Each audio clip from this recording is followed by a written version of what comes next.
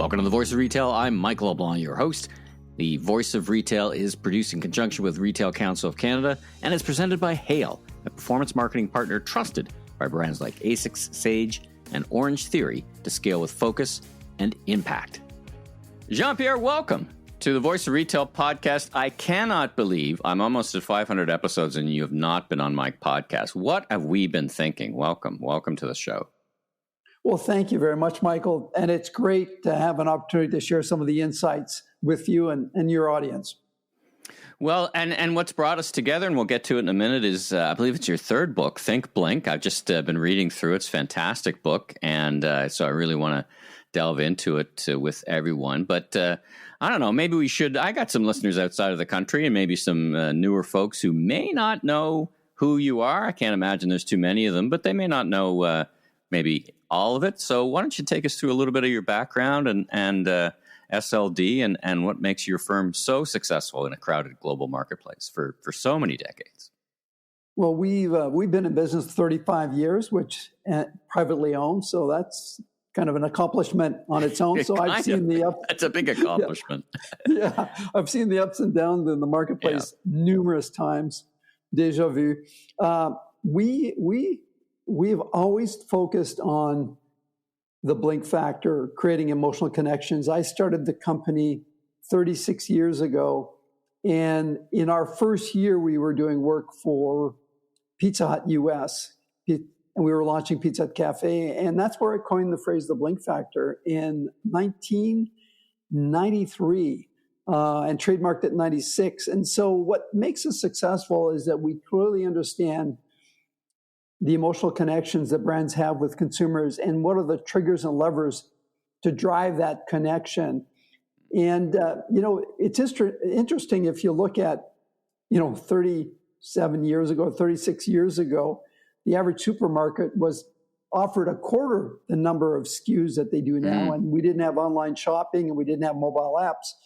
If you look at that change, and we're being inundated with, 40,000 messages a day, having clarity and connecting with consumers is a bigger challenge. And that's where the blink factor plays a pivotal, critical role. I have an office in Shanghai and an office in Oman and head office in Toronto. People ask me, why did we open in China? And I said, I wanted to see where the future was. And I haven't been disappointed. Yeah, we were talking off mic about different places in the world where there's retail innovation, and you've long held that if you really want to go see real envelope pushing the envelope innovation, it's probably UAE or China, and China's interesting because it's so on the one hand it's so digital, right? 55-60% of purchases are digital, but at the same time they do seem to be innovating retail concepts at some disruptive pace. Yeah, they do. Well, they're willing to invest in that disruption and willing to experiment. They're not shy at, I remember a project we did for a large institution. They wanted to test a staffless branch where everything was automated, including robots. We had to introduce robots, and we did the test. We opened the branch, and within 3 months, we realized, it was a really bad idea. And so, you know what? They just closed the branch. They learned the key insights that, humans matter in banking. And they applied that to, rollouts of new concepts that we got involved in. And so the ability of taking risk and being willing to make mistakes is the true indication of innovation. Yeah. Do you think that's a cultural or their style of capitalism, their style of, they've got scale on their side, of course, right? Take a little risk and you got so many customers, you can move on and continue to grow. Is it a mix of those three? You got a huge market, you've got a culture of risk taking, and you've got just a different style of capitalism. Is that what you is that the secret recipe or the recipe, do you think? Yeah. And I would say one other one is that the competitive environment in China is, off the Richter scale. There are so many different offerings from food service to retail to supermarket, that if they don't stand out, they're not going to survive. Right. And so it's just a very different playing field. All right. Well, let's get to this book. Very exciting. Think Blink Manifesto. It's your third book, I think. Creating deep, lasting emotional brand connections in the blink of an eye. So I have to first ask you, well, as you wrote it and as you practice your craft, who are you writing it for? Who do you think should read it, or who do you hope reads this book? Well, we have different we call them target group personas, and one of them is transformation aspirers, and that's what the book was written for. It's for organizations that are going through a major change. They're looking at transforming their entire value proposition, from the customer experience to the offerings to the way they communicate and the value they bring. And the book was written for them. And the key insight that we want to drive, or the key message we want to drive, is incrementalist mentality is dead. We can't grow by incremental thinking. And that if you don't shift from focusing on functional benefits to emotional benefits, you're going to be left behind. And that's the two key points we want to communicate. That's really what drove me to write this book, other than creating a legacy of a lot of the principles that we created 36 years ago that we apply to our business day to day. Yeah, I definitely, knowing a bit about your firm and knowing you, I definitely see that reflected in the work. And would you describe that as the animating principle? That this is really the, you would call them manifesto, and we're going to get to them, but the animating principle of the book is this the foundation of what you've built the firm on, really. Absolutely. And the beauty is that, a lot of these 7 tenets, they've been applied to numerous assignments. And so we have kind of, I'll call it acid tested, the Think Blink tenets with real projects, with real results, with real people, with real consumers. This is not hypothetical or academic. This is truly based on real life experiences, spanned over 36 years. Now, I don't want to go through, page by page, because we'll let people get this book, make sure they get the book. But take us through just what the 7 tenets are, and then we're going to move on and just talk about, different factors on them. But just chalk the field for us and give us your framework. Yeah, Michael, the 7 tenets, think of them as a ladder. They one builds on top of the other. So these are not, they could be exclusive tenets, where you focus on one, but the reality, they should create a build. So the first one is about the heart wins every time. It's about moving from functional benefits to understanding what are the emotional equities your brand owns. What are the emotional equities of the category, and what are the gaps between where you are and where you need to be? Tenet number 2 is all about design. Good design is strategy. It's really understanding that design creates a memory imprint. We make decisions based on memories we've had with products, and good design is the key driver of those memories. So really create those memorable experiences through design. Tenet number 3 is simplicity speaks louder. It's eliminating the clutter in the marketplace. It's forcing us to tell a story that is singular. And this is the biggest challenge. Marketing is like buckshot. We hope that some of the messages reach our audience. And this discipline is really singular. What is the one message you want to own? Tenet number 4 is consumer context is critical. And it's really about understanding the personas. Who are you going after? What's beyond psychographic and demographic? What is their lifestyle needs, their emotional needs? What are their behaviors? These are so important. Tenet number 5 is about belonging. My first book was called Belonging Experiences. It was written in 2010. So that's quite 15 years ago. And now belonging is one of the key buzzwords. And we're going to talk about that later in the marketplace, the sense of belonging, a sense of community. And that is so important because we know, based on numerous studies we've done, that community commitment by brands drives customer loyalty. Tenet number 6 is really measuring what matters. Most organizations measure, if you're a retailer, you're measuring traffic, basket size, frequency of visit, day part strategy. They're all functional factors. And yes, they're important. But you should also be measuring sentiment. How are you making your customers feel? What are those sentiments beyond NPS scores? And again, what we learned through research is that a lot of the functional benefits reduce attrition, but they don't drive growth. So they'll reduce that customer leaving that brand, that retailer, but they're not going to get the consumer to visit more often. What we found out was creating memorable, shareable experiences is a key driver of growth. An NPS score, which is like, would you recommend this to your friend, is really not a true indication of growth. What's a true indication of growth is, will they become brand ambassadors for your organization? And on that note, two of those things, I had Seth Godin has been a frequent guest on my U.S. podcast with Steve Dennis, Remarkable Retail, and he talks about these two things. He articulates them somewhat different, but he talks about, finding your tribe, the people that, they like Birkin bags and you like Birkin bags and you want to feel part of that tribe. And then the second thing is, you architect it in one way. He talks about remarkability, the fact that people will actually remark on your brand. And if they're not talking about your brand, then you're not really getting anywhere. And I think that's what you're getting at, particularly with number 6. Absolutely. Right? Yeah. Absolutely. And then the last tenet is really about future-proofing your brand. We're witnessing a lot of disruption. Our firm predicted the pandemic 18 months before it happened.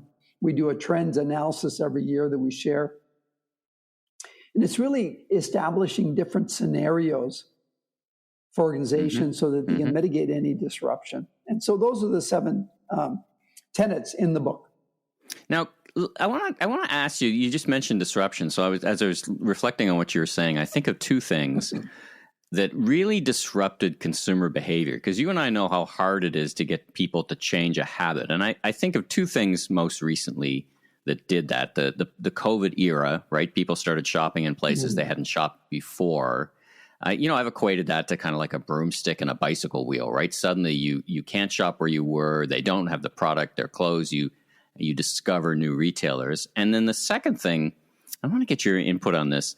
This whole dust up we're having with the Americans, and people are saying, do you think it's going to last? You can't get California wine on the shelves. And I said, well, it's not going to last, but does it have the power to change behavior? And I always say, listen, I like a great Kentucky bourbon, but I haven't had it in a while. I don't miss it. I've tried a Canadian whiskey that I now love. I'm not sure I would have tried that Canadian whiskey without these kind of disruptions. Do you see it in that kind of same context? Like, I'm trying to figure out the lasting impact of both of those pretty significant disruptions. What do you think of that? What do you make of that? Yeah, disruptions do force a behavioral change. We are creatures of habit, and you've got good disruptions and bad disruptions. COVID was a bad disruption to a certain degree. It forced us to, you look at the elderly; they were never used online, and they became very active to do all their banking online. Yeah. And so there's always a positive side of disruption. The tariff issues, which are not just with the U.S., I think what we're seeing here is a reawakening of a bigger trend, which is this whole thing of protectionism and nationalism happening from country to country. That is reigniting, country pride. And all we had to do is look at the Blue Jays game last night to realize how much country pride we have. And it's disrupting. This disruption is kind of reawakening things that we've been putting aside and nudging us towards new behaviors. And it's all positive. So all of these things are positive. In a way, I'm happy that this is, I feel really bad for people being impacted negatively on these tariff fights. But it's forced us to rethink our value, what we provide value to the world, moving from primary resources to value added. Well, an example, right? So we're one of the largest, supplier of timber. We sell timber to other countries. They buy our timber. They make furniture. Beautiful furniture. They come back and sell it back to us for 1,000 times the price of the original timber. Tell me, that's just flawed approach. It's such a great thing because you're such a, I don't know, boy, it's for some strange reason taken on a pejorative name, but you're very much a globalist. You travel around the world. You see that you've got a context that's much broader than our own borders. I mean, as you say, it's not a good time to be a canola farmer, given what China is doing, or a soy farmer in America. But they are forcing us into decisions that maybe we should have been making earlier. How do you equate that to consumers? Do you think the consumer impact is reacting to these? Now you got a Canada Post strike. You don't get your flyers. Maybe you were a fan of flyers, right? Print flyers. We were talking about that. Do you see a consumer that is more adaptable or more resilient, maybe in part because of the COVID era? Yes, I truly believe that Canadians by nature are more resilient. It's part of our DNA, and so, which is great, the ability of being a little bit more agile and nimble and being able to pivot. And so, yes, I think that all of these dynamics, and there's going to be more dynamics happening in the marketplace. There's a lot of geopolitical wars going on. Those things are going to spill over sooner or later. And so, we haven't talked about the environment yet, let alone and the environment. I mean, we just look at the hurricanes. That's just only going to get amplified. And so, being able to, or the fires on the East Coast and in out West, I think those are all factors that are disrupting the way we look at the world and nudging us in the right directions. I always look at the positive, optimistic side to any change. And I view all these changes, as much as they're disruptive and hurtful in a lot of cases, they're also forcing us to move, to do things that we were putting off. Yeah, no kidding. All right, let's talk about the blink factor. Let's could you explain to the listeners what the blink factor is? It's pivotal to the book, but let's not skip past it. What is it and how does it work? Well, it's reflective of how we make decisions. We have a functional side of the brain and an emotional side of the brain. And when you start making decisions and analyzing things and comparing things, you're asking your brain to do a lot of work. And your brain doesn't like to do a lot of work. It uses a lot of energy, a lot of calories. So it's always looking for heuristic emotional shortcuts. Memories are one of them. Brand equity and brand identity are another. And so the brain is looking for, you want to buy this product because it made you feel this way in your subconscious. And it connects with these visuals. And so when you're in a store, you're looking at your Tide, you're looking for detergent, and you spot Tide because it brought back memories of, making sure your clothes were clean for your children. Brought back a lot of positive imagery and feelings, and that's how the blink factor works. And that relationship that happens in 1,000th of a second. It used to be a split second, and they've done recent research to say, no, it's actually even faster than that.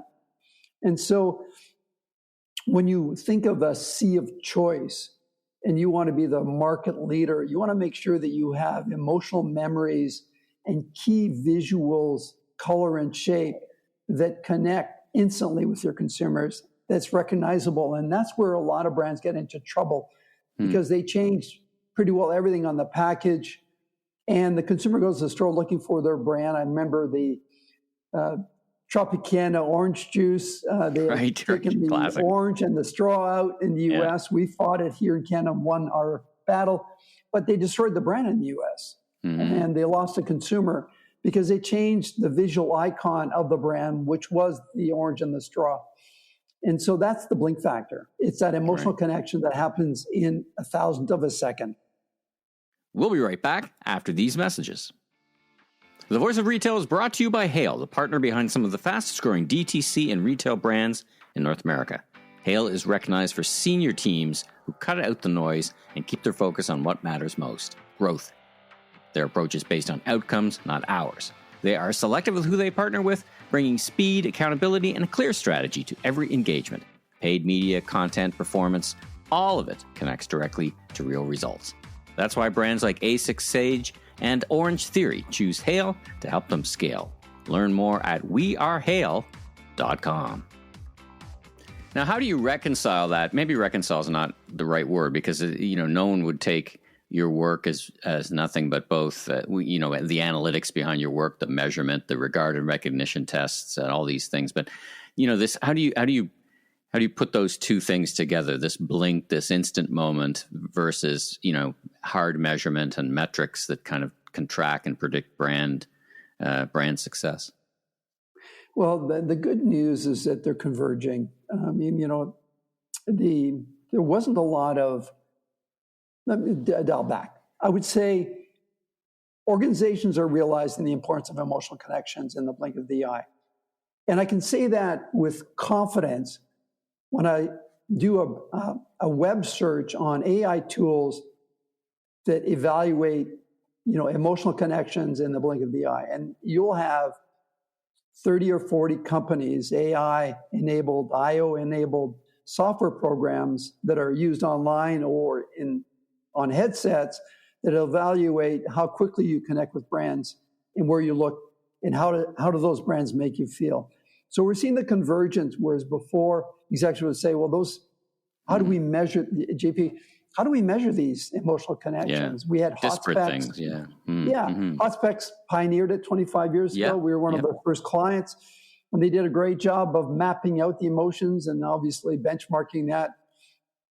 But now there's a lot of AI-enabled tools that allow you to do those insights. And so it's more accessible, it's more measurable. And once you start doing the correlation between those measurements and the impact it has on sales, you've got validation points. And we're seeing more and more of that. So we were 19 minutes into our conversation before the word AI came up, which is something of a record these days. How do you see AI in your business? Disruptive? I worry sometimes that it just gets people to the wrong decision faster, but it has the power to do a lot of things. I was doing some work on ChatGPT, trying to get it to do some analysis, and it gave me a praying emoji and saying, "Listen, I have to be straight with you. I can't do what you asked me." Like, oh my God, who am I talking to? Hal here. But what's your perspective on AI? Is it is it as disruptive, as powerful as people think it is? Is it where does it fit in your business? Just talk about it for a minute or two.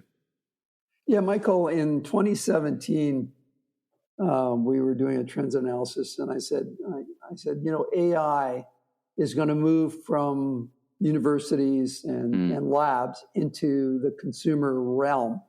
I better learn about that. So I went to MIT and I got a degree in AI, application of AI to business. And so and in those days, you needed to know programming in order to use OpenAI. It wasn't as friendly and easy to use as it is today. It's query-based. So I say that really to reinforce that we believe AI is a really important factor in how business will remain competitive and sustainable, because we're all being forced to find efficiencies on those, low value tasks or to gain greater insight. And this week, we're going to be launching a new tool available to you and to retailers called AI Think Blink. It does a deep analysis leveraging the 7 tenets. And we, over the years have done numerous industry studies, and we've inputted all of that data. There's like 30 studies, and we're doing 2 more studies into the model. And it will give you a very accurate, if you go to my LinkedIn profile and look at what the analysis we did in the Canadian banking industry, it will give you a very accurate and deep analysis, because it goes into not only our data fields, the research sources we have, but it also goes in and looks at the social media platforms, the end reports. It does a huge, scraping of all the data that's available to give the analysis against the 7 tenets and some recommendations. Fantastic. And I think that, and an interesting point is we've asked the system to do a correlation between the overall tenet score of brands versus their NPS versus their sales. And what's interesting is brands that have high NPS scores, high sales, have extremely high Think Blink tenet scores. And so there's a correlation of emotional connections to driving growth. Well, fantastic, and look forward to that. Absolutely. So, all right. So, to wrap up our discussion, I thought picking up on your theme, the Think Blink theme, let's do a lightning round. So, your first response, 5 seconds for a bunch of things, and thought we had some fun and get some quick results, get some quick responses. All right. So, first Blink, one brand you instantly admired the moment you saw it. Courvoisier XO, incredible bottle shape, textures, graphics, packaging. Gut versus data, which one wins? Gut.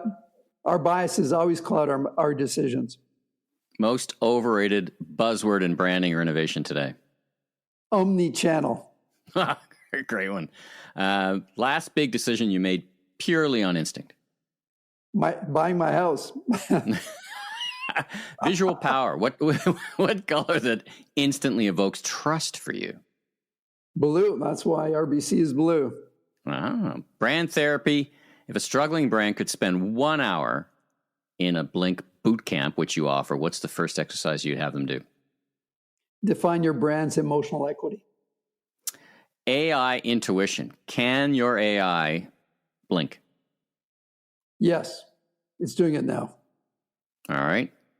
Which book, besides your own, which is a fantastic book, has shaped how you think about intuition, branding, and the way you see the universe? Blue Ocean Strategy. That was a groundbreaking book that really changed the way we think of business models. Which generation, boomers, Gen X, millennials, Gen Z, best understand this mindset? Or is that a false framework question? Because I sometimes feel we get confused with lack of attention span versus Blink. There's no generation. The emotional connection connects with all age groups. There are different levers and importance factors that influence one age group versus the other, or one generation versus the other, but they all play into its core of the human DNA. It is not something that is added. It's at the core of who we are as humans. Okay, last one. How can listeners start thinking more Blink today? They can go to our website and they can download the first chapter of the book, which gives them a very high-level view of the different tenets and why they're important. So once again, the book is Think Blink, Creating Deep Lasting Emotional Brand Connections in the Blink of an Eye. Jean-Pierre, how do people get in touch with you if you want to reach out? Are you LinkedIn? And then where do they go to find the book? They just go to www.sld.com. That's samlovedog.com.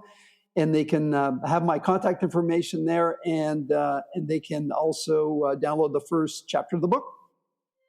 Fantastic. Well, it's such a treat. As I said right off the top, I can't believe I almost got to 500 episodes without having you on. You provide so much insight, and you've been such a great leader in many industries, including retail. So thanks for making some time to join me on the Voice of Retail podcast.